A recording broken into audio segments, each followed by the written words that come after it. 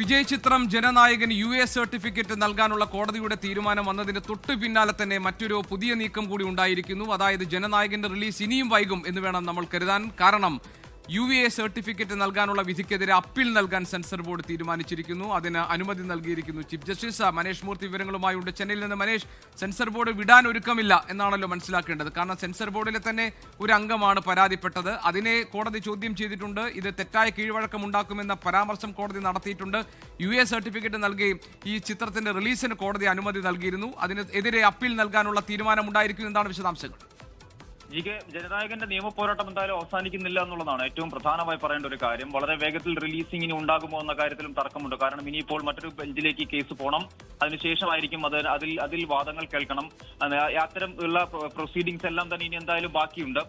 ഇതിപ്പോൾ അല്പസമയം മുമ്പാണ് ജസ്റ്റിസ് PT ആശയുടെ ബെഞ്ച് ഈ വിധി പറയുന്നത്. അതിന് തൊട്ടു പിന്നാലെയാണ് അപ്പീൽ നൽകുന്നതുമായി ബന്ധപ്പെട്ടുള്ള അപേക്ഷ നൽകുന്നത്. ഈ അപ്പീലിനുള്ള അപേക്ഷ ചീഫ് ജസ്റ്റിസ് അംഗീകരിക്കുകയും ചെയ്തിട്ടുണ്ട്. ഇനിയിപ്പോൾ അത് എപ്പോഴാണ്, ഏത് സമയത്താണ്, ഏത് ബെഞ്ചിലേക്കാണ് ഇത് കൊടുക്കേണ്ടത്, അല്ലെങ്കിൽ ഏത് ബെഞ്ചാണ് ഇതിൽ വാദം കേൾക്കേണ്ടത് തുടങ്ങിയ കാര്യങ്ങളൊക്കെ ചീഫ് ജസ്റ്റിസ് ആയിരിക്കും തീരുമാനിക്കുക എന്നുള്ളതാണ് നമുക്ക് മനസ്സിലാക്കാൻ സാധിക്കുന്നത്. അപ്പോൾ വീണ്ടും വൈകുകയാണ് ജനനായകന്റെ റിലീസ് എന്ന് പറയുന്നത്. വളരെ വേഗത്തിൽ, ഒരുപക്ഷെ നമ്മൾ നേരത്തെ സൂചിപ്പിച്ചതുപോലെ വളരെ വേഗത്തിൽ ഒരു റിലീസ് തീയതി പ്രഖ്യാപിക്കും എന്നുള്ളതായിരുന്നു മനസ്സിലാക്കാൻ സാധിച്ചിരുന്നത്. പക്ഷേ എന്തായാലും സെൻസർ ബോർഡ് വിടാൻ ഒരുക്കമില്ല.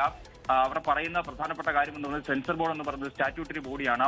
അവർക്കിതിനുള്ള കൃത്യമായ അധികാരങ്ങളുണ്ട് എന്നാണ് സെൻസർ ബോർഡ് നേരത്തെ മുതൽ തന്നെ കോടതിയിൽ പറയുന്നത്. സമയം നീട്ടി നൽകാം, അല്ലെങ്കിൽ കൃത്യമായ ഒരു ടൈം പീരീഡിനുള്ളിൽ ഈ പറഞ്ഞ രീതിയിലുള്ള സർട്ടിഫിക്കറ്റ് നൽകാം എന്നത് മാത്രമാണ് കോടതിക്ക് ചെയ്യാനുള്ളത് എന്ന് സെൻസർ ബോർഡിന് വേണ്ടി ഹാജരായ അഭിഭാഷകൻ കോടതിയിൽ തന്നെ പറയുന്ന ഒരു സാഹചര്യം വരെ ഉണ്ടായിരുന്നു. എന്തായാലും അതേ കാര്യങ്ങൾ തന്നെയായിരിക്കും ഇനിയിപ്പോൾ അപ്പീലുമായി പോകുമ്പോഴും ഈ പറഞ്ഞ സെൻസർ ബോർഡ് പറയുക എന്നുള്ളതാണ് നമുക്ക് ലഭിക്കുന്ന വിവരങ്ങൾ. അല്ലെങ്കിൽ ആ രീതിയിൽ തന്നെയാണ് കാര്യങ്ങൾ നമുക്ക് മനസ്സിലാക്കാൻ സാധിക്കുന്നത്. 5 അംഗ സമിതി സിനിമ കാണുന്നു. ആ സമിതിയിലെ ഒരംഗം ഒരു പരാതി ഉന്നയിക്കുന്നു. പരാതി എന്ന് പറയുന്നത് മതവികാരത്തെ വ്രണപ്പെടുത്തുന്ന രീതിയിലുള്ള സീനുകൾ, അതുപോലെ തന്നെ സൈന്യവുമായി ബന്ധപ്പെട്ട ചില സിംബലുകൾ എല്ലാം ഇതിൽ ഉപയോഗിക്കുന്നുണ്ട്.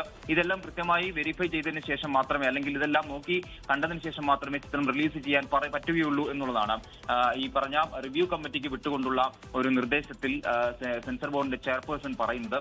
എന്തായാലും അതിനൊക്കെ ഒരു മറുവാദം എന്തായാലും ഇവിടെ ഈ പറഞ്ഞ നിർമ്മാതാക്കളുടെ ഭാഗത്തു നിന്നും കോടതിയിൽ ഉണ്ടായിരുന്നു. ഇതെല്ലാം കേട്ടതിന് ശേഷമാണ് ഇന്നിപ്പോൾ വിധി പറഞ്ഞത്. പക്ഷേ ആ വിധിക്ക് തൊട്ടു പിന്നാലെ എന്തായാലും അപ്പീലുമായി പോവുകയാണ് സെൻസർ ബോർഡ്.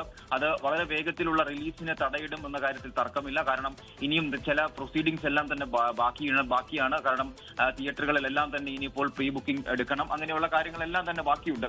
അപ്പോൾ ഇനിയും വൈകും. അപ്പോൾ ആ ഒരു കാര്യങ്ങളിലേക്ക് കടക്കുന്നതിന് മുൻപ് തന്നെയാണ് അപ്പീലുമായി എന്തായാലും സെൻസർ ബോർഡ് പോകുന്നത്.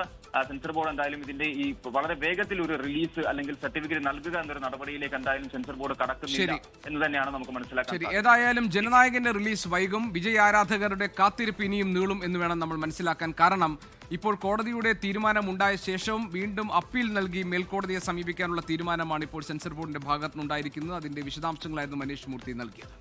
ലോകത്തെവിടെയായാലും ഏത് സമയത്തും 24 വാർത്തകളും ഓഗ്മെന്റഡ് റിയാലിറ്റി പാക്കേജുകളും എക്സ്പ്ലെയിനറുകളും വിശദമായി കാണാൻ ഞങ്ങളുടെ YouTube ചാനൽ നിങ്ങൾക്ക് സബ്സ്ക്രൈബ് ചെയ്യാം.